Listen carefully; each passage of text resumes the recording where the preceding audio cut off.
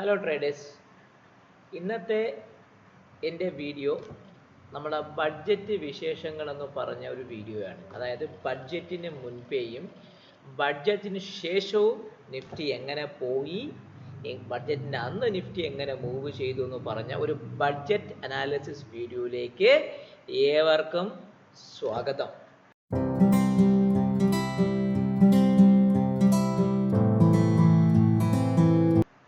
എല്ലാവരും കാത്തിരിക്കുന്ന ഒരു വലിയൊരു വിശേഷമാണ് നമ്മളെ ബഡ്ജറ്റ്, യൂണിയൻ ബഡ്ജറ്റ്. കഴിഞ്ഞ കുറേ വർഷങ്ങളായി നിങ്ങൾക്കറിയാം, 2014 തൊട്ടുള്ള യൂണിയൻ ബഡ്ജറ്റിൻ്റെ ഒരു മൂവ്മെൻറ്റ് ഞാൻ നിങ്ങൾക്ക് ഇവിടെ ഒരു ബൈഫർക്കേറ്റ് ചെയ്ത് പറയുന്നതുകൊണ്ട്. 2015 നിഫ്റ്റി സ്റ്റാർട്ട് ചെയ്തിരിക്കുന്നത് ഫെബ്രുവരി 28 തുടങ്ങിയ ബഡ്ജറ്റ് ഫെബ്രുവരി 1 മാറിയിട്ട് 2017 ഫെബ്രുവരി 1 ബഡ്ജറ്റിനെ മാറ്റിയത്.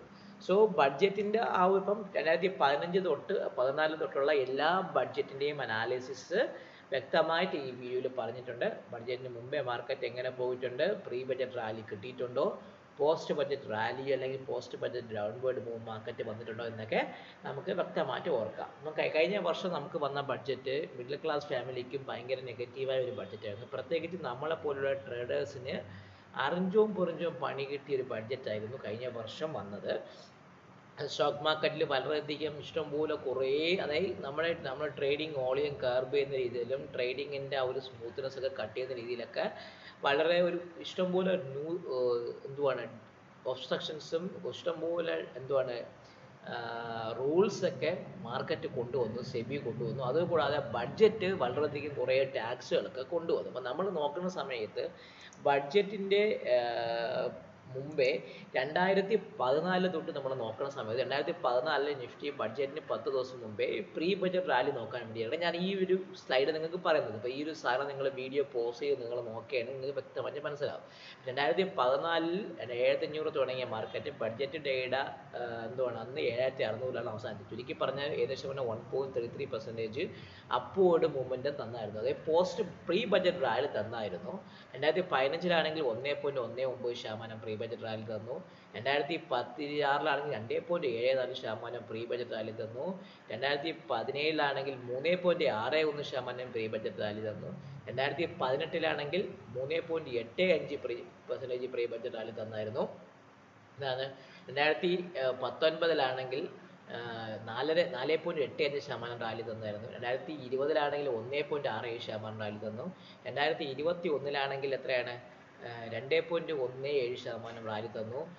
2022 1.17% റാലി തന്നു. 2023 2.3%, 2024 2.5% റാലി തന്നായിരുന്നു. അപ്പോൾ ചുരുക്കി പറഞ്ഞാൽ ബഡ്ജറ്റിന് 10 ദിവസം മുമ്പേ തൊട്ട് ബഡ്ജറ്റ് അന്ന് വരെ നിഫ്റ്റി പോസിറ്റീവായിട്ടുള്ള രീതിയിലാണ് നിഫ്റ്റി ക്ലോസ് ചെയ്തിരിക്കുന്നത്. ഇത് താങ്ക്സ് ടു ChatGPT ഈസിയായിട്ട് എനിക്ക് അത് ഡേറ്റ കൊടുത്തു അവർ അടിച്ച് ചെയ്തിട്ടുണ്ട്. അപ്പം ഡേറ്റ കൃത്യമായിട്ട് അതൊന്ന് മാർക്കറ്റ് ബഡ്ജറ്റിന് മുമ്പ് കഴിഞ്ഞ 2014 തൊട്ട് 24 വരെയും പ്രീ ബഡ്ജറ്റ് റാലി എന്ന് പറയുന്ന സാധനം മാർക്കറ്റിൽ വന്നിട്ടുണ്ട്. അറ്റ്ലീസ്റ്റ് ഒരു 1% ഒരു മൊമെൻറ്റം മാർക്കറ്റിലേക്ക് വന്ന് അത് നമ്മുടെ ട്രേഡിങ്ങിലേക്ക് റിഫ്ലക്റ്റ് ചെയ്തിട്ടുണ്ടായിട്ടുണ്ട്. ഏറ്റവും കുറവായിട്ട് വന്നത് നിങ്ങൾ നോക്കുമ്പോൾ 1.16 വന്ന 2022, 1.19 വന്ന 2015, 1.33 വന്ന 2014, പിന്നെ ഒരു 1.67 വന്ന 2020. അതിനുശേഷമുള്ള ബാക്കി എല്ലാത്തിലും 2% മുകളിലെങ്കിലും മിനിമം ഒരു മൊമെൻറ്റം കിട്ടിയിട്ടുള്ള ഒരു പ്രീ ബഡ്ജറ്റ് മൂവ്മെൻറ്റ് വന്ന സമയമായിരുന്നു ഉണ്ടായിരുന്നത്. സോ ബഡ്ജറ്റ് ഡേയുടെ അന്ന് നിങ്ങൾ നോക്കുമ്പോൾ അറിയാൻ പറ്റും. ബഡ്ജറ്റ് ഡേയുടെ അന്ന് നിഫ്റ്റിയെ സംബന്ധിച്ച് നോക്കുമ്പോൾ നിഫ്റ്റി 2014 മൈനസാണ്. അതായത് തലേ ദിവസത്തെ ക്ലോസിങ്ങിൽ വച്ച് 0.23% മൈനസിൽ ക്ലോസ് ചെയ്തു. 2015 0.64% പ്ലസിലാണ് ക്ലോസ് ചെയ്തത്. 2029 0.61 ഉള്ളൂ. 2017 1.81% അപ്പായിരുന്നു. 2018 ഫ്ലാറ്റ് -0.1. 2019 +0.39. 19 -1.4. 20 -2.51%. 2021 ക്യാൻഡിൽ, അതാണ് നമ്മൾ നിർമ്മല സീതാരാമൻ്റെ സെക്കൻഡ് ക്യാൻഡിൽ എന്നറിയപ്പെടുന്നതാണ് 2021 ബഡ്ജറ്റ് ദിവസത്തെ ക്യാൻഡിൽ. അന്ന് നമ്മൾ 4.74% അപ്പിലായിരുന്നു നിഫ്റ്റി ക്ലോസ് ചെയ്തത്.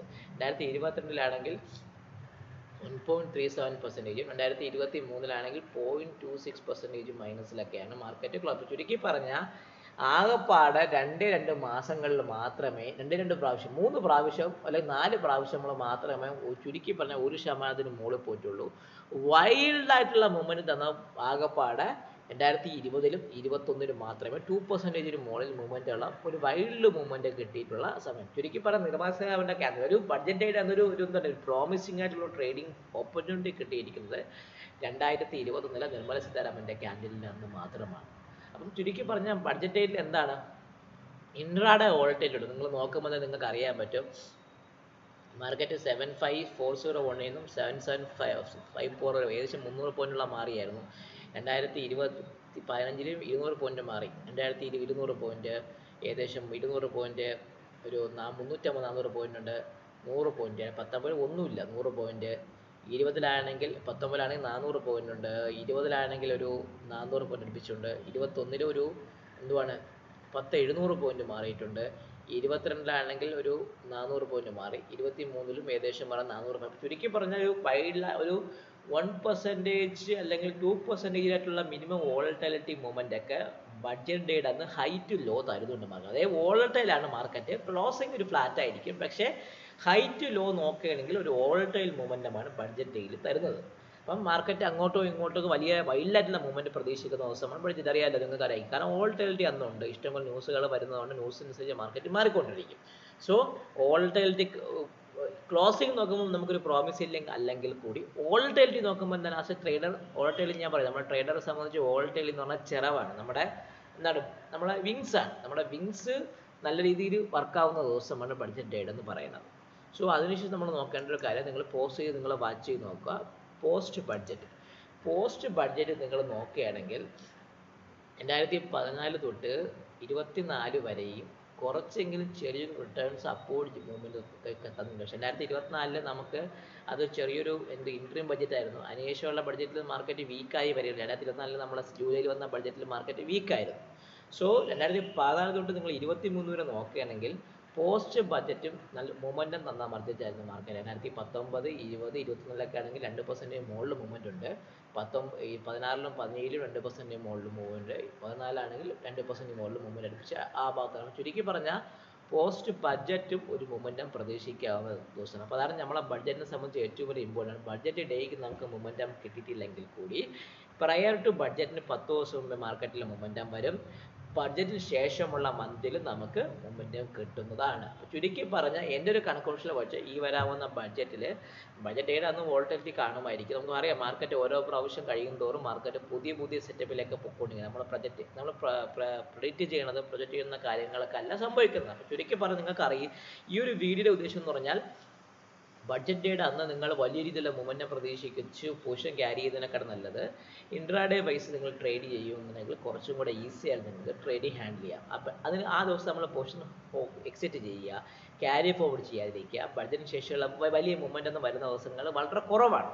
സോ നമുക്ക് അതിനുവേണ്ടി നമ്മൾ ഇപ്പോഴേ വെള്ളം കിടപ്പെന്ന് പറഞ്ഞാൽ നമ്മൾ ഇവിടുന്ന് മുണ്ടുപൊക്കി പോകണമെന്ന് പറയുന്നത് പോലെ നമ്മൾ പ്രിപ്പയർ ചെയ്ത് വെക്കുക. But action based on the market കണ്ടീഷൻസിലേക്ക് വേണ്ടി മാത്രം നിങ്ങൾ ഡിസൈഡ് ചെയ്യുക. ചുരുക്കി പറഞ്ഞാൽ പോസ്റ്റ് ബഡ്ജറ്റും പ്രീ ബഡ്ജറ്റിലും മാർക്കറ്റിൽ നല്ല രീതിയിലൊരു മൊമെൻറ്റം വരാനുള്ള ചാൻസ് കൂടുതലാണ്. ഈ വരാവുന്ന തിങ്കളാഴ്ച തൊട്ട് ബഡ്ജറ്റിൻ്റെ ആ ഒരു മൊമെൻറ്റ് കാണിച്ചു തുടങ്ങും. കാരണം നമ്മുടെ വിക്സ് 15.74 ഭാഗത്തേക്ക് വന്നു. ചുരുക്കി പറഞ്ഞാൽ വിക്സ് എൻ്റെ ഒരു പ്രീമിയർ ഒരു ബാരിയറായ 15.62 മുകളിലാണ് വിക്സ് ക്ലോസ് ചെയ്തിരിക്കുന്നത്. ചുരുക്കി പറഞ്ഞാൽ വിക്സ് ഒരു 15 മുകളിൽ നിൽക്കുമ്പോൾ സ്ലൈറ്റ്ലി ചെറിയ വോളറ്റിലിറ്റി ഉള്ളൊരു ചാൻസ് കാണുന്നതുകൊണ്ട് എൻ്റെ ഒരു അഭിപ്രായത്തിൽ നമുക്ക് നല്ല രീതിയിലുള്ളൊരു പോസ്റ്റ് ബഡ്ജറ്റ് മൂവും പ്രീ ബഡ്ജറ്റ് മൂവും വരാനുള്ള ചാൻസ് വളരെയധികം കൂടുതലാണ്. സോ ഈ ഒരു വീഡിയോയുടെ ഉദ്ദേശം എന്ന് പറഞ്ഞാൽ ബഡ്ജറ്റിൻ്റെ കാര്യങ്ങൾ ജസ്റ്റ് ഒന്ന് വിവരിക്കാനും അതിന് മുമ്പത്തെ കാര്യങ്ങൾ ബഡ്ജറ്റ് നെഫ്റ്റി എങ്ങനെ മൂവ് ചെയ്തു എന്ന് പറഞ്ഞ കാര്യങ്ങളൊക്കെ അറിയിക്കാൻ വേണ്ടി മാത്രമാണ് ഈ ഒരു വീഡിയോയുടെ ഉദ്ദേശം. നമ്മൾ ആ ബഡ്ജറ്റ് അന്ന് നമ്മൾ ലൈവായിട്ട് ഗൂഗിൾ മീറ്റിൽ നമുക്ക് നിങ്ങൾ എൻ്റെ കൂടെ ഇരുന്ന് ഞങ്ങളെ കൂടെ കുറേ ട്രേഡേഴ്സിൻ്റെ കൂടെ നിങ്ങൾക്ക് ട്രേഡ് ചെയ്യാനുള്ള ഒരു അവസരം ഉണ്ടായിരിക്കുന്നതാണ്. അതിൽ നിങ്ങൾ ഒരേ ഒരു കാര്യം മാത്രം നിങ്ങൾ ചെയ്താൽ മതി. ഞാൻ ഈ വീഡിയോയുടെ ഡിസ്ക്രിപ്ഷനിൽ കൊടുക്കുന്ന ഗൂഗിൾ ഫോം ഫില്ല് ചെയ്യുക. ആദ്യം രജിസ്റ്റർ ചെയ്യുന്ന കുറച്ച് പേർക്ക് മാത്രമേ ആ ദിവസം ഞാൻ ഫ്രീ ആയിട്ട് കൊടുക്കുന്നുള്ളൂ. അപ്പോൾ ആ ദിവസം നിങ്ങൾക്ക് എൻ്റെ കൂടെ ഇരുന്ന് ട്രേഡ് ചെയ്യണമെന്ന് താല്പര്യമുണ്ടെങ്കിൽ, ഓർഡർ ഫ്ലോ, പ്രൈസ് ആക്ഷനൊക്കെ കണ്ട് മാർക്കറ്റ് പ്രൊഫൈൽ ലെവൽസ് ഒക്കെ വെച്ച് നിങ്ങൾക്ക് ട്രേഡ് ചെയ്ത് ബഡ്ജറ്റ് ഇമോഷൻസിനെ കൺട്രോൾ ചെയ്യണമെന്ന് താല്പര്യമുണ്ടെങ്കിൽ ഈ വീഡിയോയുടെ ഡിസ്ക്രിപ്ഷനിൽ വരുന്ന ഗൂഗിൾ ഫോം ഫില്ല് ചെയ്യുക. വളരെ ചുരുക്കം ചില ആൾക്കാരെ മാത്രമേ ഞാൻ എടുക്കുന്നുള്ളൂ. എണ്ണം കൂടിയാൽ എനിക്ക് കൺട്രോൾ ചെയ്യാൻ പറ്റാത്തതിലേക്ക് പോകും. സോ എല്ലാവരും ഈ വീഡിയോ കാണുക, ചാനലുകളൊക്കെ ലൈക്ക് ചെയ്യുക, കമൻറ്റ് ചെയ്യുക, സബ്സ്ക്രൈബ് ചെയ്യുക. നിങ്ങളുടെ ട്രേഡിംഗ് ഫ്രണ്ട്സിന് വീഡിയോസ് അയച്ചു കൊടുക്കുക. So take care. ഈ വീഡിയോയിൽ സൈൻ ഓഫ് ചെയ്യുന്നത് നിങ്ങളുടെ സ്വന്തം വിഷ്ണുഗുപ്തൻ.